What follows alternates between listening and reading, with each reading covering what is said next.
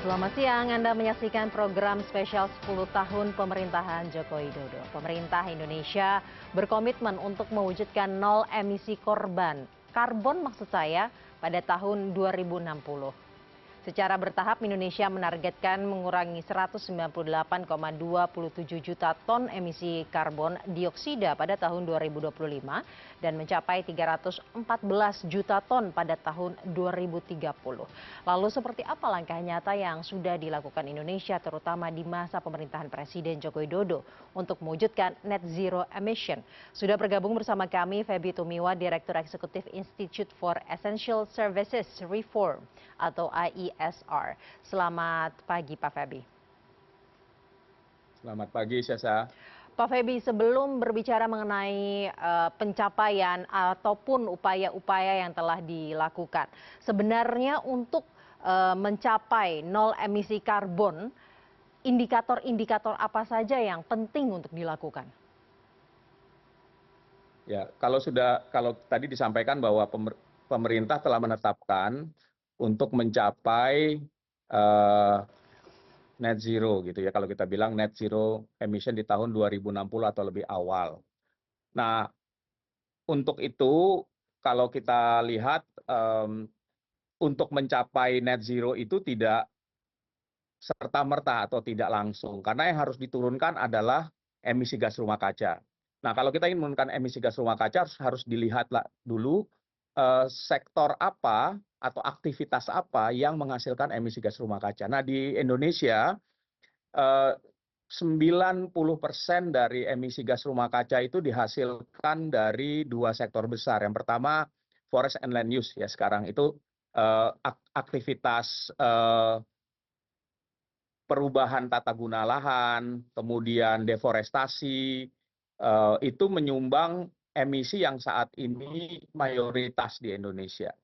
Nah, tapi seiring dengan berjalannya waktu, emisi ini dari sektor lahan akan semakin berkurang prosentasenya, dan yang kedua yang saat ini juga menyumbang emisi besar itu dari sektor energi. Sektor energi itu paling tidak ada 3, pembangkitan listrik, industri dan transportasi. Nah, ini yang menyumbang emisi gas rumah kaca. Nah, jadi kalau kita ingin menurunkan emisi gas rumah kaca atau mencapai net zero emission di tahun 2060, kita harus melihat emisi dari sektor-sektor ini, ya baik itu forest and land use maupun sektor energi harus mengalami penurunan. Nah, tapi sebelum turun misalnya ya, itu harus mencapai puncak. Nah, kita bicara ini yang disebut dengan yang namanya peaking emission. Jadi kalau kita lihat dari skenario yang ada sekarang untuk mencapai net zero di 2060, maka harusnya secara agregat peaking emission atau puncak emisi gas rumah kaca harus terjadi di tahun 2030.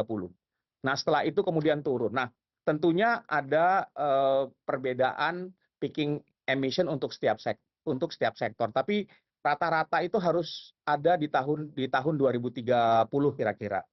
Nah, setelah itu kemudian turun. Nah, dengan turun secara bertahap itu biayanya menjadi lebih murah ketimbang kalau kita harus menurunkan dalam jangka waktu yang cepat gitu.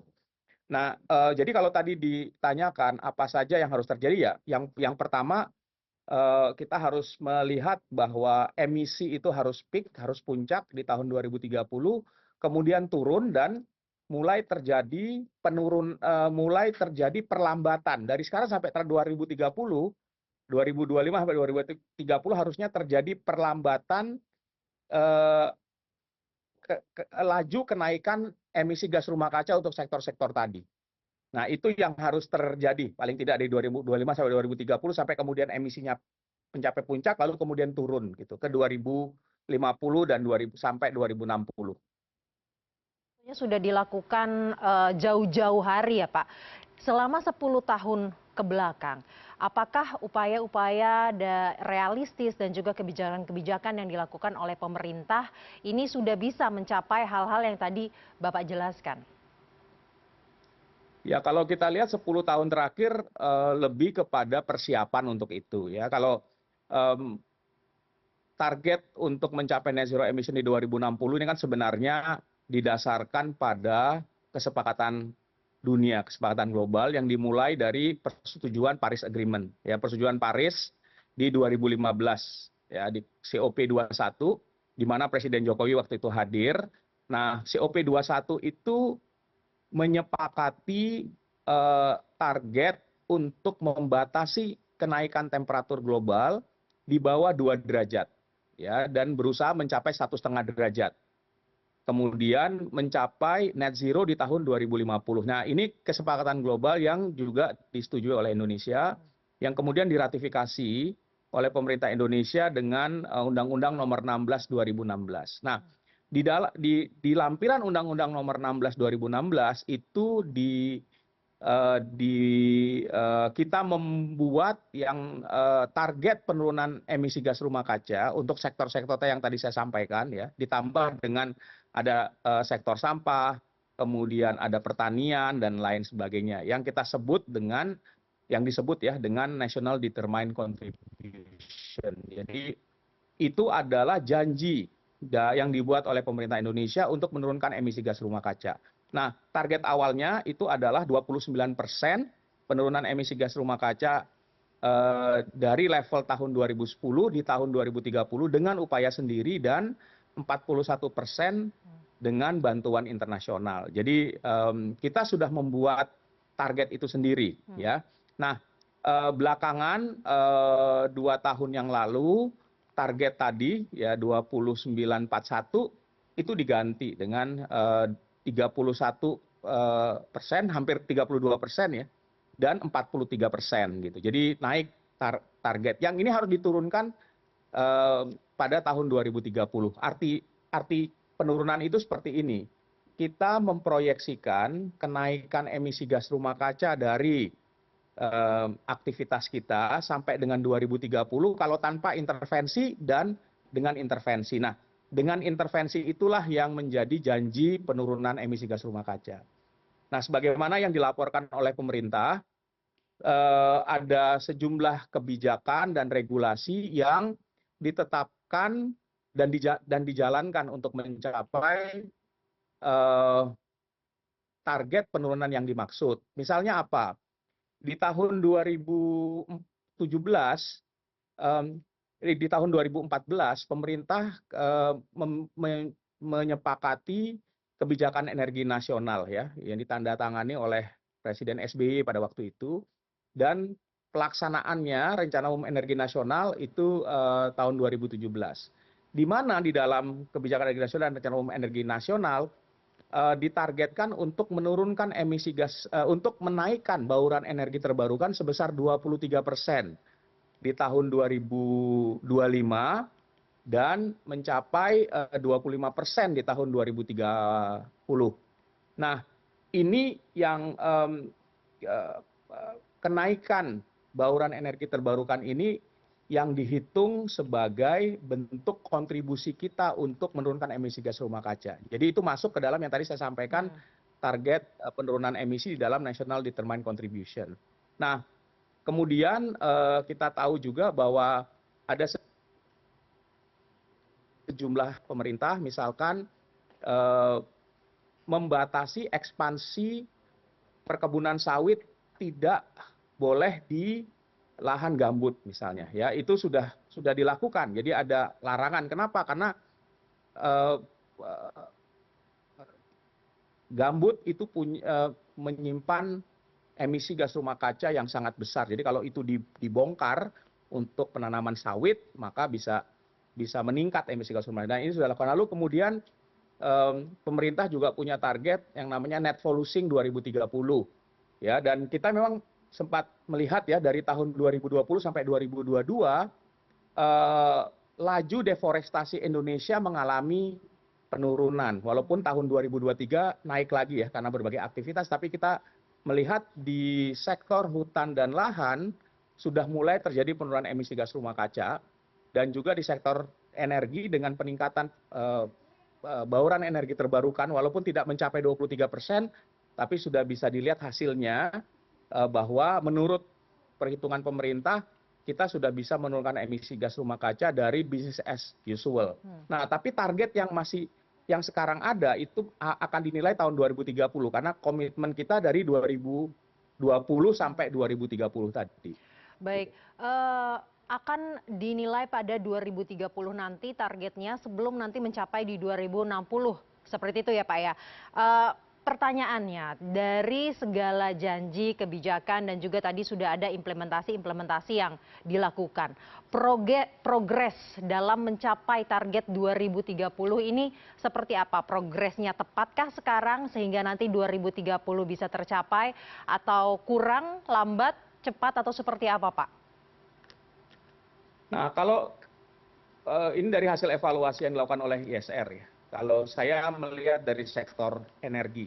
Dari sektor energi, penurunan emisi gas rumah kaca sebenarnya mengandalkan ada beberapa measures ya. Yang pertama tadi peningkatan bauran energi terbarukan. 23% di tahun 2025, 25% di tahun 2030. Kalau kita lihat sampai dengan 2023 lalu, bauran energi terbarukan kita baru mencapai kira-kira 13%. Jadi belum mencapai 23%. Bahkan kalau trajektorinya sebenarnya 2023 lalu itu 18% kalau itu dilaksanakan dengan konsisten. 2024 ini mencapai 21 dan akhir 2025 23%. Tapi kita lihat trajektorinya tidak seperti itu. Diperkirakan sampai 2025 besok ya mungkin hanya sekitar kalau dengan kecepatan seperti sekarang mungkin hanya 17% saja gitu. Jadi kalau dari target energi berarti sampai dengan pertengahan dari paruh waktu ya 2025 kita belum target dari energi itu masih kurang gitu kira-kira. Yang kedua juga target kita adalah meningkatkan efisiensi energi itu dengan intensitas energi. Kalau kita lihat dari perkembangan 2020 sampai sekarang itu masih belum mencapai target yang seharusnya. Jadi itu juga menjadi salah satu indikator ya bahwa mungkin kita akan miss ya untuk energi untuk efisiensi penurunan emisi dari efisiensi energi. Yang ketiga, kalau kita lihat dari salah satunya pembangkitan listrik itu membatasi atau untuk pembangunan pembangkit listrik tenaga batubara atau PLTU itu menggunakan clean coal technology itu ada di dalam NDC kita. Nah, kalau kita lihat clean coal technology itu belum sepenuhnya diaplikasikan di dalam pembangunan PLTU yang ada saat ini ya. Bahkan kalau kita lihat dalam 5 tahun terakhir pertumbuhan PLTU itu jauh lebih besar daripada yang direncanakan sebelumnya. Kenapa? Karena adanya PLTU captive ya yang dipakai banyak untuk smelter ya kegiatan hilirisasi itu. Ya smelter itu yang kemudian meningkatkan pembangunan PLTU sehingga kami melihat emisi gas rumah kaca di sektor ketenaga listrikan kita sampai 2030 itu jauh lebih tinggi daripada yang diproyeksikan sebelumnya ya untuk menurunkan emisi gas rumah kaca. Nah, sejauh ini kalau hasil penilaian dilakukan oleh ISR, target penurunan emisi kita masih tidak selaras dengan baik itu komitmen kita sendiri maupun belum selaras dengan Paris Agreement. Jadi untuk membatasi kenaikan temperatur global di bawah 2 derajat. Jadi Indonesia masih jauh di atas itu gitu. Nah, kalau kita lihat memang 2030 dari sektor energi saja kami memperkirakan emisi Indonesia itu harus dari sektor energi ya, kira-kira di 850 juta ton. Tapi dengan trajektori yang ada sekarang, kita mungkin akan mencapai 1,2, 1,3 juta ton kalau tidak ada upaya-upaya koreksi dari 2025 ke 2030. Jadi antara keinginan untuk mencapai net zero emission Mungkin salah satunya karena memang kebutuhan-kebutuhan dalam negeri. Sebenarnya tantangan pemerintah itu seperti apa sih agar upayanya selaras? Namun pertanyaan ini akan saya berikan waktu untuk menjawab usai jeda Pak, karena saya harus jeda terlebih dahulu. Tetaplah bersama kami.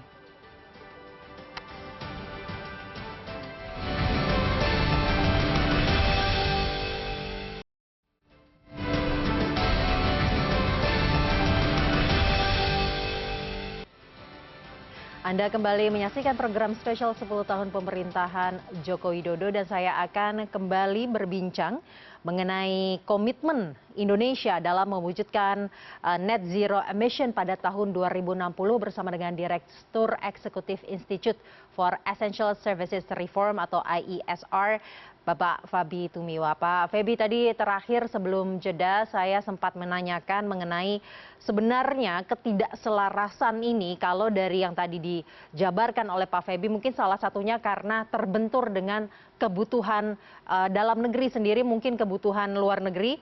Sebenarnya tantangan Indonesia, pemerintah pada khususnya untuk menyelaraskan ini tuh apa? Ya, jadi kalau kita tantangan itu saya lihat ada 3 yang besar ya. Yang pertama, tantangan yang berkaitan dengan penyelarasan rencana nasional dan rencana sektor. Di Indonesia ini ada banyak rencana. Kita punya rencana pembangunan nasional ya, RPJP, rencana pembangunan nasional jangka panjang, kemudian RPJMN, jangka menengah. Tapi selain itu sektor-sektor juga punya. Tadi saya sampaikan sebagai contoh misalnya ada rencana umum energi nasional yang diturunkan dari kebijakan energi nasional. Nah, nanti turunannya ada lagi rencana umum ketenaga listrikan nasional yang diturunkan dari tadi rencana umum energi nasional. Sektor lain juga ada, ya di hutan ada, di transportasi ada, di industri ada. Nah, masing-masing sektor ini punya rencana yang sendiri-sendiri tergantung pada target yang juga disetujui oleh presiden biasanya ya, dan mengacu kepada rencana umum pembangunan nasional jangka panjang kita. Nah, tapi di dalam untuk mencapai itu tidak selalu sinkron gitu. Nah, ini yang menjadi masalah ya ketika kemudian misalnya ketika pemerintah menetapkan untuk melakukan hilirisasi, ya hilirisasi dari mineral itu dilakukan, tapi konsep ketika itu dilaksanakan tidak mengintegrasikan target untuk membangun energi terbarukan yang ada di dalam rencana umum energi nasional. Akibatnya kita melihat pertumbuhan pembangkit listrik tenaga batubara itu menjadi sangat tinggi dibandingkan dengan pembangunan pembangkit listrik energi terbarukan. Ini sebagai contoh saja, dan tidak ada upaya untuk misalnya memberikan persyaratan kepada investor bahwa ketika mereka membangun smelter mereka harus menggunakan pembangkit energi terbarukan sesuai dengan target kebijakan energi nasional. Ya. Ini yang saya lihat ya, yang sangat pelik gitu. Nah, tantangan yang kedua itu berkaitan dengan pendanaan. Kalau kita lihat kebutuhan untuk menurunkan emisi gas rumah kaca itu memang membutuhkan investasi yang besar. Nah, ini yang menjadi kendala. Yang pertama, anggaran publik, artinya porsi anggaran yang dari APBN kita yang harusnya dipakai untuk mendorong investasi penurunan emisi gas rumah kaca itu hanya mungkin 20-25% paling banyak dari jumlah yang dibutuhkan. Jadi kita minim nih anggaran. Selain itu, investasi yang dibutuhkan untuk misalnya untuk energi terbarukan itu juga tidak mencapai target. Ya. Jadi kita berhadapan dengan minimnya investasi yang bisa membantu mendorong aktivitas-aktivitas yang bisa menurunkan emisi gas rumah kaca di berbagai sektor tadi. Jadi kalau itu persoalan yang kedua. Nah, tantangan yang ketiga itu yang tadi saya sampaikan banyak berkaitan dengan ego sektoral. Baik, Ego sektoral itu ada kepentingan nasional, ada kepentingan pusat, ada kepentingan baik. daerah. Misalnya Ya, daerah punya kepentingan untuk memanfaatkan hutan. Nah, ya, sementara kita harus melindungi hutan, nggak boleh ya. deforestasi dan lain sebagainya. Itu artinya Ini sebenarnya jadi menjadi evaluasi dan PR bagi pemerintahan selanjutnya.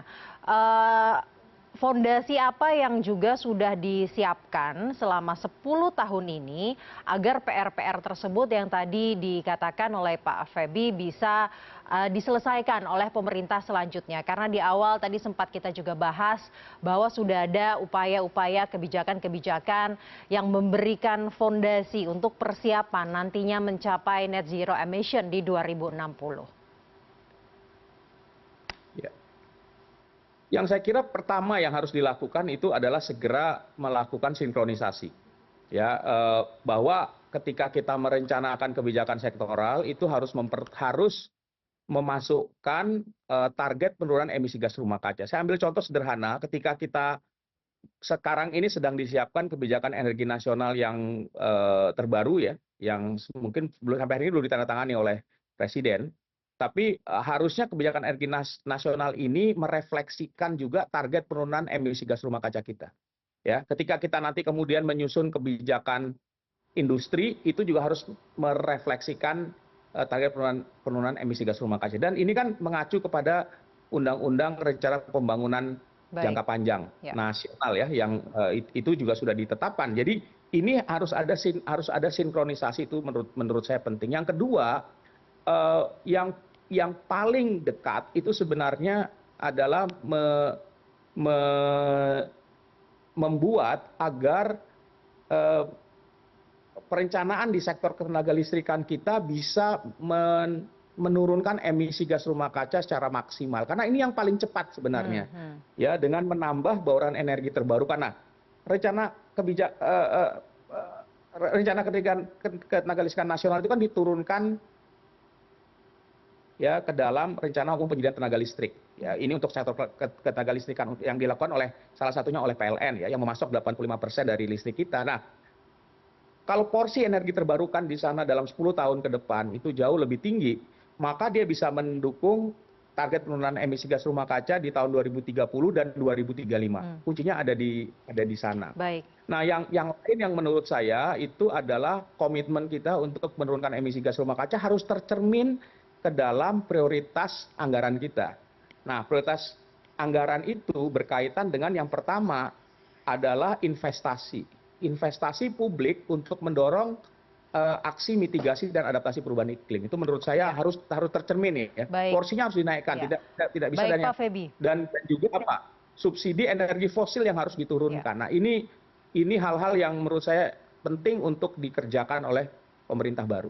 Baik, itu untuk pemerintah baru, namun di pemerintahan saat ini, pemerintahan Joko Widodo selama 10 tahun terakhir tentunya sudah ada modal-modal awal yang dilakukan, dicapai oleh pemerintahan Joko Widodo agar PR-PR yang tadi disebutkan untuk pemerintahan selanjutnya dapat diakselerasi. Kemudian modal awal apa, capaian apa saja yang sudah dicanangkan, sudah dilakukan oleh Presiden Joko Widodo selama 10 tahun terakhir ini, Pak?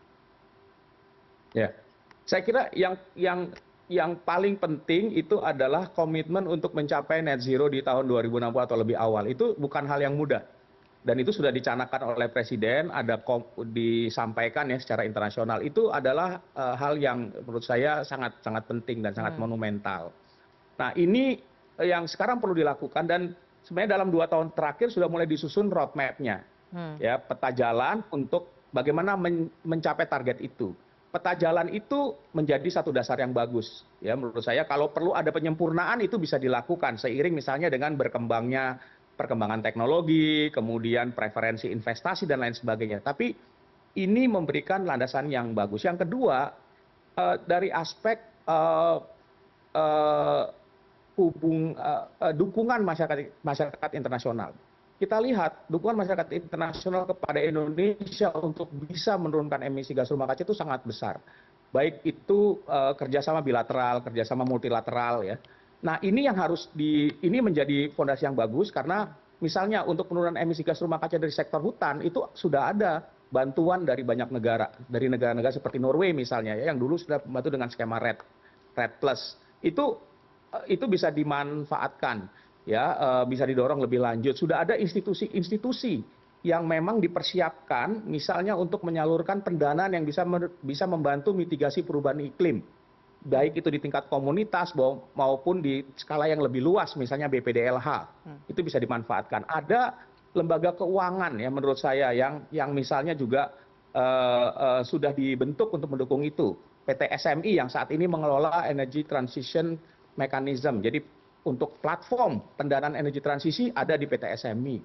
Yang lain adalah kebijakan-kebijakan eh, ke, ke, keuangan yang bisa memberikan landasan kepada lembaga keuangan untuk mendanai aktivitas-aktivitas yang berkaitan dengan keberlanjutan ya, penurunan emisi gas rumah kaca ya, itu ada sustainable finance ya.